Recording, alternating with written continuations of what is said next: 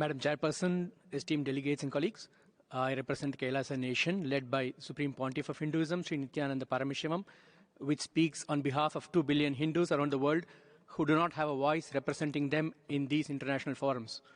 I want to specifically bring to light the attack on minority Hindu traditions. Hinduism, as people know, is not a single monolithic religion, but it's made up of thousands of unique enlightenment ecosystems, which are called sampradayas. In recent times, many Hindu gurus, Hindu minority traditions, and temples have come under attack by majority ideologies, and a large number of traditions have virtually disappeared.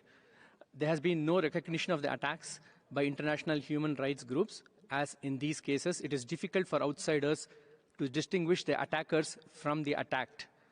For the past 10 years, the Kailasa Nation and SPH Sri Nityananda Paramashivam have been attacked and silenced in India as a religious minority, as a linguistic minority, and because extremist elements are opposed to Kailasa's stance when it comes to the rights of women, including marginalized Dalit women and the rights of members of the LGBTQ and transgendered communities. In 2019, Kailasa approached the OHCHR presenting the case of persecution, and when this document reached the Indian media, a very well-funded defamation campaign was started by news sources which were supportive of the Union government, alleging treason and sedition on part of the Kailasa Nation.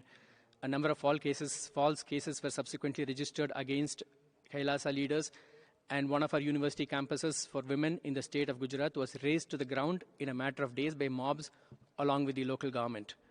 Kailasa has since submitted a number of reports on the persecution to various forums available within the UN, but not much action has been taken.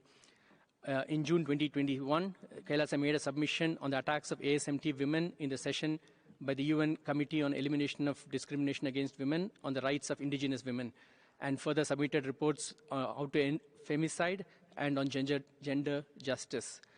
Later in September, Kailasa's report on media disinformation in India, which is a big problem, was accepted by the Special Rapporteur for the right to freedom of opinion and expression.